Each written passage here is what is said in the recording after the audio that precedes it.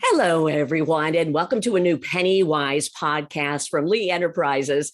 I'm your host, Teri Barr, and happy to have you here with us today. Now, if you are taking your kids off to college, I wonder if there's one thing you may have not thought about. And that is why we have joining us today, Jason Metz. Now, Jason is an insurance analyst with Forbes Advisor. Jason, thanks for being here. And I think I just gave away what our topic is today. Yeah, thanks for having me. Absolutely. So you are a parent and you're taking your kids to college. Do you think insurance needs to be on parents' minds at this time? Yeah, absolutely. Just to clarify, I'm not a parent, I'm just an insurance analyst. Gotcha. And I certainly don't have any kids in college, but it is a hectic time, which I remember from my time going to college.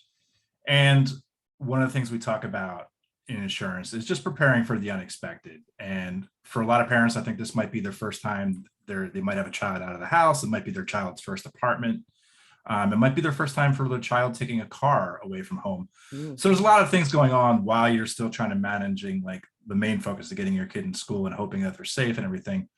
So I think there's a few different insurance aspects that we can look at that can help take a lot off your parents' plate and kind of give them more of a peace of mind, and also make sure they have the right insurance in place in case something does happen. That sounds terrific. I know it kind of boils down to when the kids are out of the house at college or whatever the case may be, just the idea of them getting into an accident or maybe having things stolen or making poor decisions. No one in college does that, but I think let's start with some of the ideas you do have for parents to sort of check into. And I think one of the tops of the list of insurance is car insurance. So tell us more about that. Yeah, so if you have a teenager or a college student that was living at home with you and has access to your car or has a car of their own, you want to take a few things into account. If they don't have a car of their own, but they drive your car, and they're not going to school with a car, then there are some adjustments that you may be able to make to your insurance to help things make maybe things a little more affordable. But you don't want to take your kid off the policy. And that's because when your kid comes home, if they drive the car again and get into an accident, you could be without coverage. But here are some adjustments that you can ask for. You can call your insurance company and ask for what's called a student away at school discount, which typically applies if your kid is more than 100 miles away from school and not taking the car with them. And that will give you a little bit of a price break, and then they can drive the car when they come home. Oh, so it covers all of that. Okay. Yeah. And if your student is performing well at school, most insurance companies give a good student discount, which gives you a little bit of discount if your student maintains a B average and some other, academic requirements. If your kid is taking the car with them to college, then you want to call your insurance company and have them update the garaging address. The garaging address, one way to think of that is, where does the car sleep at night? So for example, if you live in a suburban area where I live in Massachusetts and your student was going to Boston University, Boston is more expensive to insure than a suburb, right? Because Boston, you're more likely to get into an accident, more likely to have your car stolen, vandalized, etc., which means there's higher rates. So your insurance company needs to charge the appropriate amount of premium. If you don't update your insurance company that your student moved and took the car to Boston with them, for example, that could result in a denial of coverage if you're getting into an accident, the car gets stolen. So there's a few auto insurance things to be aware of. Okay. Thinking about this being maybe one of the top insurance things to consider, is there a time frame on something like this? Say the parents are with their kids heading to school this weekend or something and didn't think about insurance. Is that going to matter? Typically you can do these things pretty fast. In some cases you might be able to update it online. But I would suggest giving the insurance agent a call and just saying, hey, my student left Thursday to go to Boston University. They're bringing the car with them. We need to update. And I don't want to minimize it, typically a few keystrokes on their end. That's something they can do pretty quickly. Okay. And even if the kid has already left, you can still do that. There isn't, they left the house, so too bad. Yeah. The sooner the better. Okay. But, I think it's pretty reasonable to call and just update your insurance agent and say, hey, here's what's going on.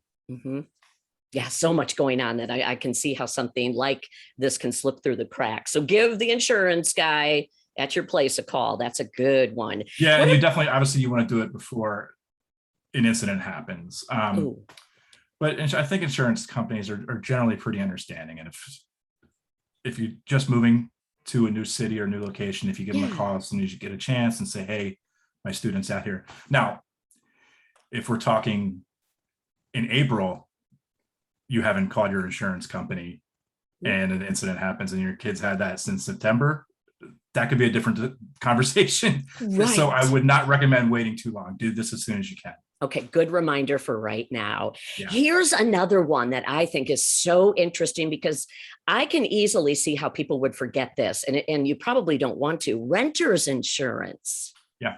Yeah. Yeah. So in terms of your students or your child's personal belongings, generally they're protected under your homeowner's insurance. Like, when your kid lives on your own roof, if their laptop gets stolen at a coffee house, then your laptop would be covered under your homeowner's insurance. And that follows them to a dormitory. So if your student is in a dorm, generally they're covered under the homeowner's insurance, but it doesn't follow them to an off-campus apartment. So if, say, you have a junior or a senior in college and they have their first apartment, your homeowner's insurance most likely is not going to cover their personal items. In that case, it's a good idea to think about renter's insurance. And that covers all your personal belongings, like your bicycle, your laptop, your phone, or some liability insurance that is also involved with renters in case somebody gets hurt while visiting their apartment. Also additional living expenses if, say, a fire was set off in a nearby apartment and sprinklers ruined everything and you couldn't live in a home for a couple of days, it would help pay for hotel bills. So renter's insurance is really important for a student who lives off campus. And again, I got to ask you about the time frame. It sounds like this one needs to be done pretty quickly when the kid gets to college. Yeah, renter's insurance, you want to get that set up theoretically before you move in or get that in place. But the good news here too is renter's insurance they're pretty standard policies. Okay. And some renter's insurance companies advertise getting quotes in minutes and getting a policy that day. So you may theoretically be able to get it done in less than an afternoon. But again, this is something I wouldn't wait on.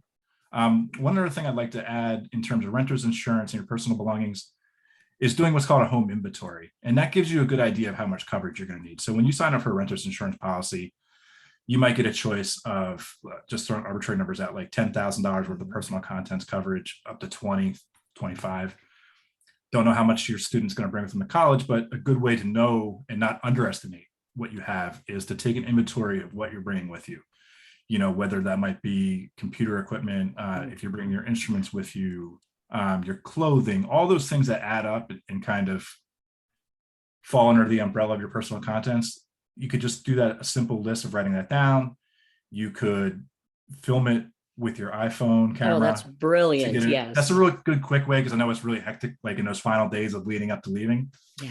But that'll also help you if something does happen. Let's say worst case scenario is your student's apartment's ruined in a fire and they lose everything.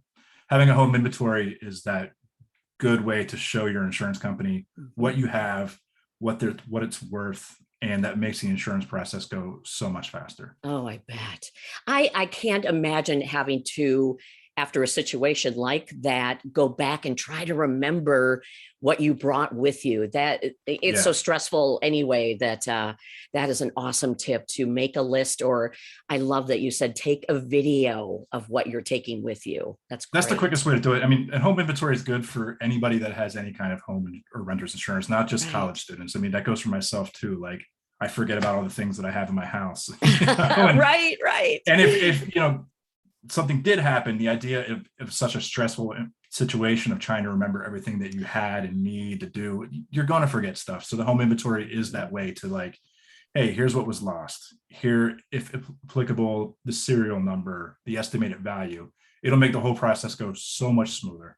Oh, and easier to do it that way. So thank you, Jason, for that. Yeah. Oh my gosh. What about, and this is something new to me at least, the idea of tuition insurance. What is this? Yeah, some companies offer what's called tuition insurance. And basically it's a policy that covers or reimburses you a portion of tuition if your child has to leave school for certain reasons, such as a health issue or mental health, or in some cases, substance abuse. So it's a way for some parents to be able to get a little bit more protection just in case something happens. It's worth looking into. Okay. And you mentioned health. Why don't I ask about health insurance? How is the coverage these days with parents and the kids? So under the Affordable Health Care Act, I believe dependents under the age of 26 can still be covered under the parent's policy. So that could be your first option as a parent. Okay. But then, of course, there becomes like those kind of tricky scenarios where if your student goes away to a different area, you could have out of network coverage, right? Which might not have coverage or might have more expensive coverage. So in that case, you might want to look at some other options, such as the student health plan. It might be worth looking into getting their own health insurance plan from the marketplace. Yeah. Some students might qualify for Medicare and Medicaid, depending on finances, but usually that means they have to stay in state.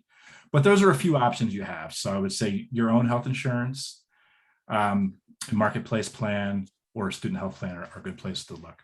Okay. I don't know if this is the case, but I do remember, oh boy, a long time ago when I went to college, the very basics, say you had a cold or a headache or something like that, there was a student health care center and you could get a little bit of medical care there, but probably not like the kinds of things that you're talking about when we talk about actual health insurance. Yeah, I recall the same. Like I remember getting Sudafed for a cold from essentially like a school nurse, right, lack of better terms.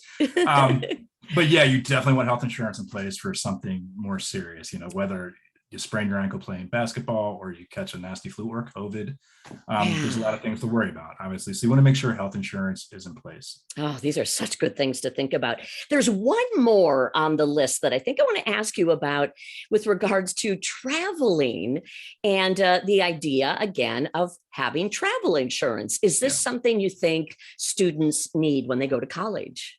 Generally, no. I mean, this would be very narrow. When you go to college, you're technically not traveling, you're moving and living in an area. Right. But and this is kind of a little bit more far out there example, but let's say your student got accepted to the University of Hawaii and you're going to take advantage of that and move your student to college, but also kind of build a vacation around that, where now you have some prepaid expenses, you have connecting flights and all that. In situations like that, you might want to look at travel insurance, but again, that's very narrow. If you're driving your kid to state college 3 hours away, you don't need travel insurance. But if you have some non-refundable trip expenses, that might be worth looking into. But again, typically for just moving a student into college, you wouldn't need it. And for the student, if they're driving themselves to college, you certainly wouldn't need it. Okay. But that is one thing to be aware of if you're kind of like making a trip out of the college experience. Okay. So I guess the top ones to think about really do start with car insurance, renter's insurance. And then we talked, briefly about the ideas of tuition, health, and travel insurance. Does that pretty much cover the list of what parents and kids should be thinking about? Yeah, I mean, I would say health insurance first and foremost, because obviously it's their health. The car insurance, so that way you don't run into any problems, because obviously if you don't have the insurance in the right place, written correctly, that could run into some serious coverage problems if something happens. And then the renter's insurance to help protect your student from problems like theft, fire, smoke damage, all those kind of things that can happen.